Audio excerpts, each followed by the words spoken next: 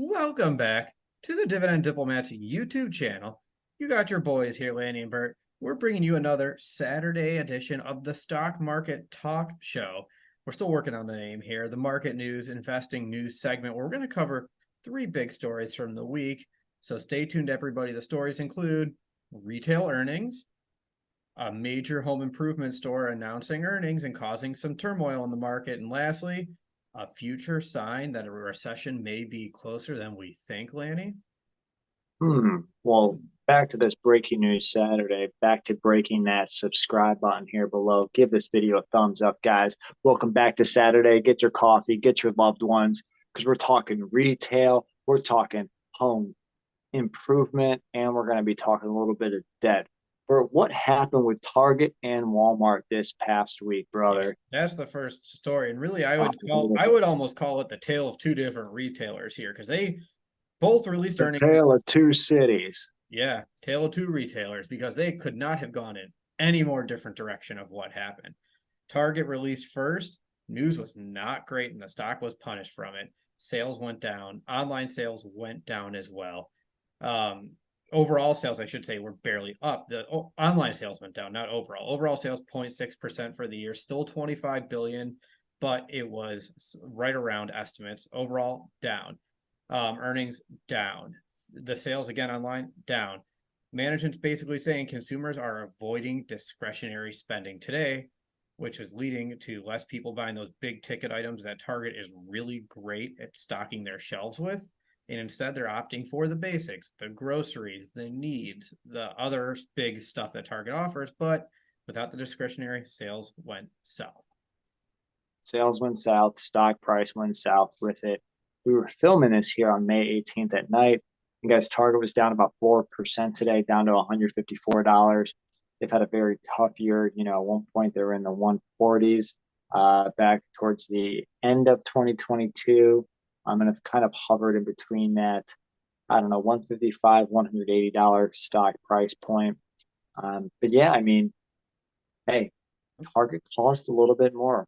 The groceries, even their, name brands that they have inside of the Target store on your clothing, your toys, your home essentials, you're talking like your wall paintings, your lamps, et cetera, et cetera.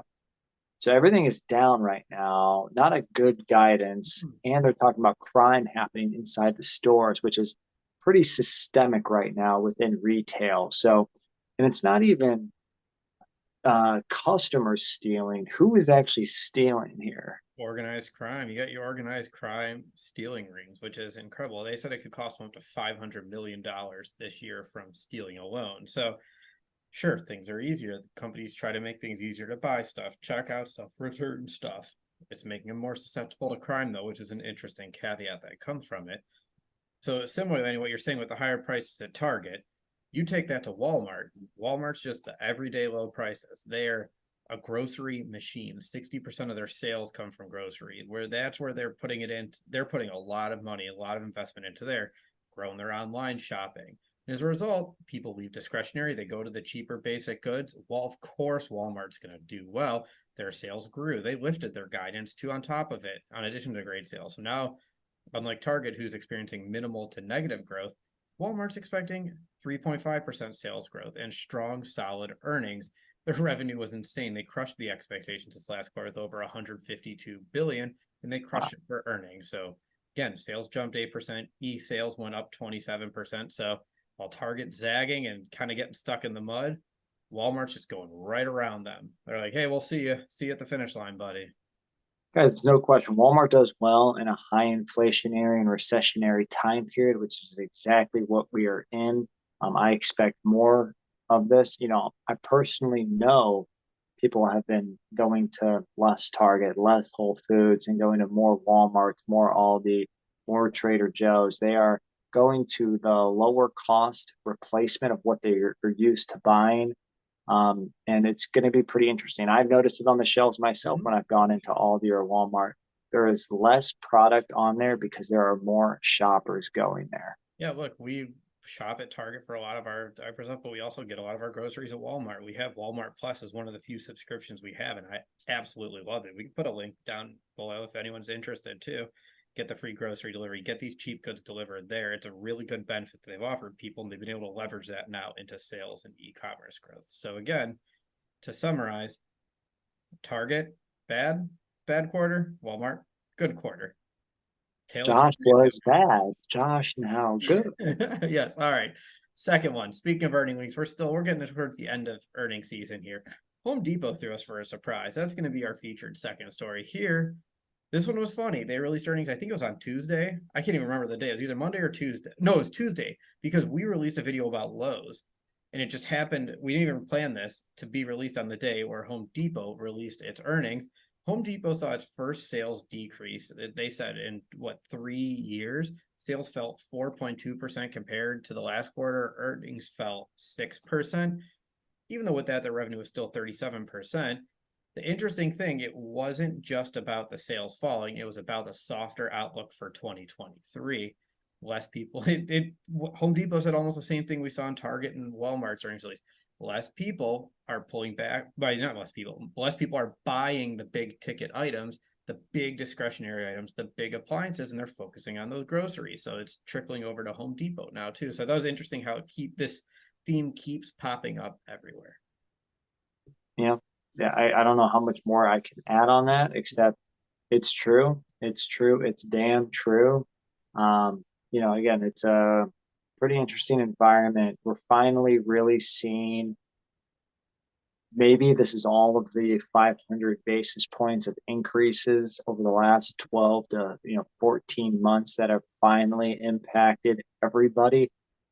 The emergency savings, the savings are way down from the consumer.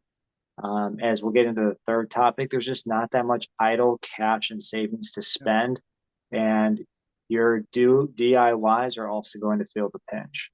Yeah, that's an excellent segue into our third topic here, Lanny, because now we're getting the softening demand, we're getting the softening sales from the economic side. Let's look at the consumer side, because you're starting to see some cracks bubbling in the consumer area. Debt continues to climb, and it's climbing to alarming marks. I think both the Fed, a few other sources, if the credit card debt continues to grow this year, it's growing at a rate that's higher than pre-pandemic level. And then on top of that, delinquencies are starting to grow. So debt is now almost at $1 trillion for credit cards.